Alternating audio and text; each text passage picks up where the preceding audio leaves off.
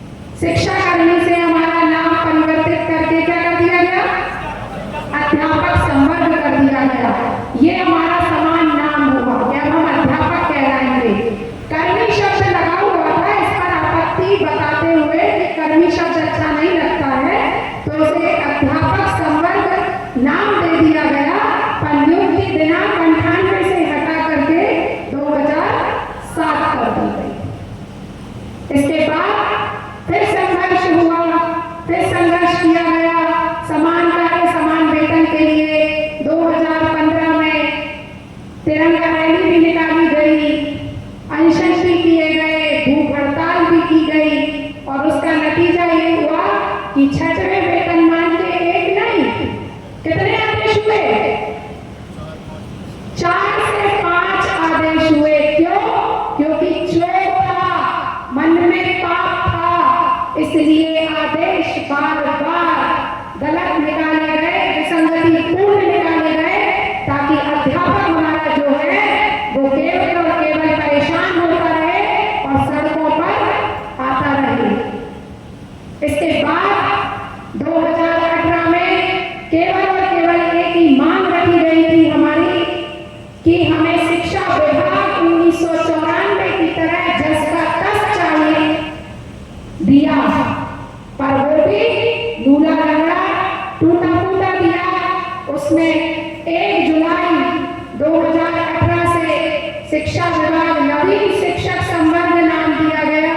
हमारी पुनः नियुक्ति दिनांक सभी की 1 जुलाई 2018 कर दी गई, चाहे वो 95 का लगा था, चाहे 98 का लगा था, चाहे 2001 का लगा था, 3 का लगा था या 6 का लगा था, सबकी एक ही नियुक्ति दिनांक कर दी गई 1 जुलाई 2018। और हमारी वहां से लेकर यहाँ तक की पूरी वरिष्ठता जो है वो शून्य कर दी गई। शर्म आनी चाहिए सरकार को और सरकार में बैठे हुए अधिकारियों को। मैं दोष देती हूँ उन अधिकारियों को जो सरकार के डीपीआई में बैठे हुए हैं, जो इस तरीके के आदेश निकाल रहे हैं जिससे ये जो कर्मचारी यहाँ बैठा है ये अपने कामों पे जाना चाहता है, सड़कों पर नहीं आना चाहता। तो माननीय मुख्यमंत्री जी, मैं आपसे विनय कर रही हूँ, अनुनय कर रही हूँ कि आप जो है हम सबकी 2006 में लगे साथियों की क्रमोन्नति, 1998 में लगे हुए साथियों की द्वितीय क्रमोन्नति जो आप खाकर बैठे हुए हैं उसे दीजिए। साथ ही साथ आपने जो हमारी वरिष्ठता को शून्य किया है उसकी आप गणना करते हुए लेकर आइए। हमारी वरिष्ठता वही होनी चाहिए, पूरी हमें वरिष्ठता दीजिए। इसके साथ हमें हमारी पुरानी पेंशन चाहिए। जैसा कि हमें अभी कुछ खबर लगी है अंदरूनी, वो आप सबके सामने यहाँ पर मैं रख रही हूँ कि ऐसा कुछ चल रहा है, ऐसा कुछ सुनने में आया है कि कुछ एक महापंचायत जैसा कुछ बुलाने का चल रहा है सरकार का, जिसमें उन्होंने एक पैकेज कुछ तैयार करने की रणनीति तैयार की है। साथियों, मैं इस पैकेज में कहीं से लेकर कहीं तक सम्मिलित नहीं हूँ। मैं शब्द इसलिए लगाया है क्योंकि ये खबर मुझे पता चली है। मुझसे इस बारे में ना तो किसी मंत्री ने कोई चर्चा की है, ना मुख्यमंत्री जी के यहाँ से मेरे पास इसके लिए कोई खबर आई है, ना मुझे बुलाया गया है। 2018 से हमारे जो लाडले भाई हैं, हमारे मुख्यमंत्री जी, उन लाडले भाई साहब ने अपनी इस लाडली बहन को, लाडली बहन ने सौतेली बहन बना रखा। मुझसे या तो उन्हें डर है या उन्हें इस बात का डर है कि मैं कुछ कर दूंगी ऐसा। तो मैं तो खुला इस मंच से फिर कह रही हूँ कि लाडले भाई साहब, आप बाकी की लाडली बहनों के लिए जो कर रहे हैं वो बहुत अच्छा है, आपकी इच्छा है, पर अगर इस रक्षाबंधन पर आपने शिक्षक और अन्य संवर्ग और अन्य विभागों में पदस्थ लाडली बहनों के लिए कुछ निर्णय नहीं लिया तो ये जितने लाडले भाई बैठे हैं और जितनी लाडली बहनों के लाडले पति हैं और उनके जो लाडले बच्चे, उनके आपके जो भांजे और भांजियां हैं, वो आपको जरूर वो एक रास्ता दिखा देंगे। आप बहुत समझदार हैं कि वो रास्ता कैसा होगा और कहाँ का होगा। ये जो धरा है ये वीर भूमि कही जाती है। जैसा कि यहाँ मैंने बहुत सारे वक्तव्यों के माध्यम से जाना कि ये एकमात्र ऐसी भूमि है जहाँ से बहुत सारे कर्मवीर हुए हैं, बहुत सारे क्रांतिकारी यहाँ से ही रहे हैं। तो एक संयोग कहें हम कि चंबल नदी के उद्गम स्थल की मैं बहू हूँ। चंबल नदी जहां से चंबल नदी निकली बड़ी शांत भाव से है, पर चंबल में आते आते वो अपने तेवर में आ जाती है।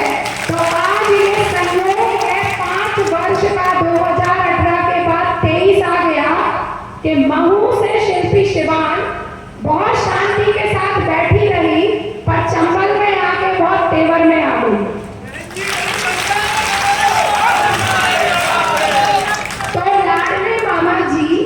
भैया जी, आपसे मैं फिर कह रही हूँ कि अगस्त के माह में रक्षाबंधन आ रहा है, आप विचार कर लें, मन बना लें कि वरिष्ठता के साथ पुरानी पेंशन जस की तस कोई पैकेज हमें मंजूर नहीं। मंजूर है क्या आप सभी को? मंजूर है क्या? ये आवाज जो है वो भोपाल और दिल्ली तक जानी चाहिए। मंजूर है क्या? तो सुन लीजिए मामा जी, मंजूर है क्या? तो पैकेज जैसी अगर महापंचायत बुलाकर आप कोई भी घोषणा करने वाले हैं, तो सबसे पहले यदि उसका कोई विरोध करेगा तो वो शिल्पी शिवान करेगी, और उसके साथ मध्य प्रदेश का प्रत्येक कर्मचारी उसका विरोध करेगा, क्योंकि हमें अब कोई पैकेज मंजूर नहीं है। पैकेज भी सुनना चाहेंगे कैसा कुछ चल रहा है? ऐसा कुछ सुनने में आया है कि वर्ग 3 का जो व्यक्ति है, जो वेतन ले रहा है, उसको 25,000 रुपए दिए जाएंगे।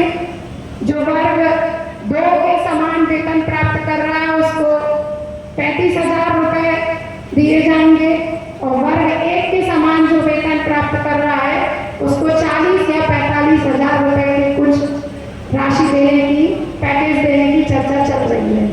तो अब ये आप सबको विचार करना है, क्योंकि 2018 में बार बार मंचों के माध्यम से बार बार हम सब ने कहा था, आप सबसे ही अनुनय और विनय किया था कि विकल्प पत्र मत भरिए, ये सरकार हमारे हाथ काट रही है। पर उस समय हमारे साथियों को ये लगा, डीपीआई में बैठे हुए हमारे एक अधिकारी ने कहा, अभी हम आपको कमरा दे रहे हैं, आप कमरा ले लो, फिर बेडरूम और लेटरिन और बाथरूम हम धीरे धीरे बनवा देंगे। ये होते होते 5 साल निकल गए हैं, कमरा ही बस मिला, ना तो बेडरूम मिला, ना अलग से लेटरिन और बाथरूम मिली, सिर्फ कमरे में ही हम परेशान हो रहे हैं। हमारे 2006 में लगे हुए साथियों की क्रमोन्नति नहीं मिली। पहली क्रमोन्नति जो कि कब मिल जानी चाहिए थी? 2018 में, और आज क्या हो गया है? 23 हो रही है। तो क्या हम ऐसे ही शांत बैठे रहेंगे कि कुछ करना है? क्या चाहते हो? आज मैं आप सबसे ही पूछना चाहती हूँ कि आप सब क्या चाहते हो?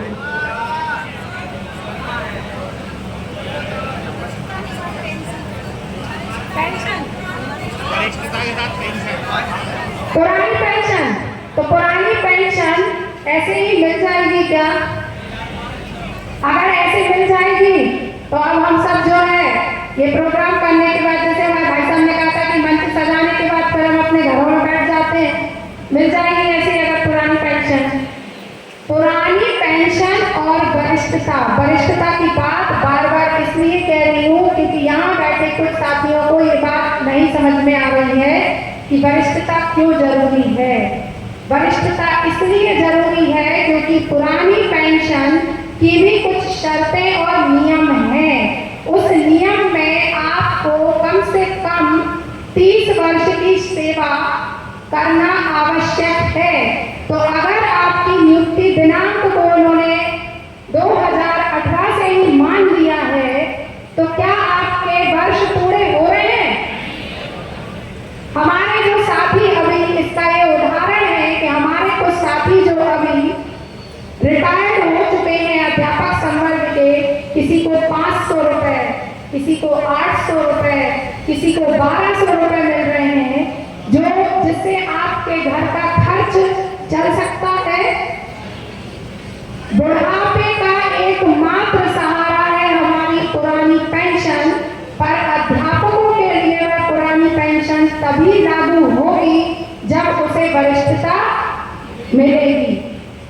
सबसे पहले हमारी जो मांग है वो है वरिष्ठता, और वरिष्ठता के साथ हमें चाहिए 10 की 10 पुरानी पेंशन, हमें कोई पैकेज नहीं चाहिए।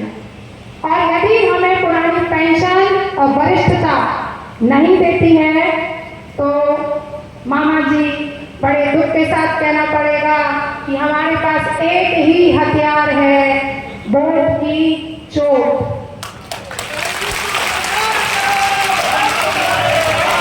अभी आपके पास मामा जी समय और वक्त है, आप हमें बुला लीजिए, हमसे चर्चा कर लीजिए, हमसे बातचीत कर लीजिए, और उस बातचीत के साथ आप जो है वो एक हल जो है हमारी वरिष्ठता, हमारी क्रमोन्नति, हमारी पुरानी पेंशन, यदि आप हमें ये दे देते हैं तो हम आपको फिर से आपका सिंहासन दे देंगे। लेकिन यदि हमें हमारी मांगे नहीं मिलती हैं तो हमें फिर कोर्ट से आपको चोट देनी ही पड़ेगी। फिर अनुनय और विनय है कि हम सब जो है वो सड़कों पर नहीं आना चाहते, हम किसी भी प्रकार की तालाबंदी या घेरा नहीं करना चाहते, हम अपने कर्तव्य पर जाकर पूर्ण और निष्ठा के साथ काम करना चाहते हैं, हम अच्छे मन के साथ अच्छे काम को करना चाहते हैं। लेकिन आप हमें मजबूर ना करें कि हमें पुनः सड़कों पर आना पड़े, हमें पुनः फिर सड़कों पर आकर भोपाल का घेराव करना पड़े या दिल्ली का घेराव करना पड़े। यदि आप नहीं चाहते हो तो जल्द से जल्द आप तक मेरी आवाज जो है वो मंच के सामने विराजमान मेरे जो इस धरा के क्रांतिकारी वीर कहूंगी मैं, क्रांतिकारी देवियां कहूंगी मैं, झांसी की रानियां कहूंगी मैं, जो ये सामने बैठे हैं, यह मेरी आवाज है, यह मेरी ताकत है। यदि आप चाहते हो कि ये ताकत चंबल से लेकर पूरे मध्य प्रदेश की अगर एक हो गई तो फिर भोपाल आपका बचेगा ही नहीं, सिर्फ और सिर्फ तिरंगा रैली के समान आपको जो है कठिन हो जाएगा हमें संभालना, कठिन हो जाएगा आपको, आपकी जेलें भर जाएंगी। हम ऐसा कोई भी काम नहीं करना चाहते, लेकिन यदि आप सुन लेंगे तो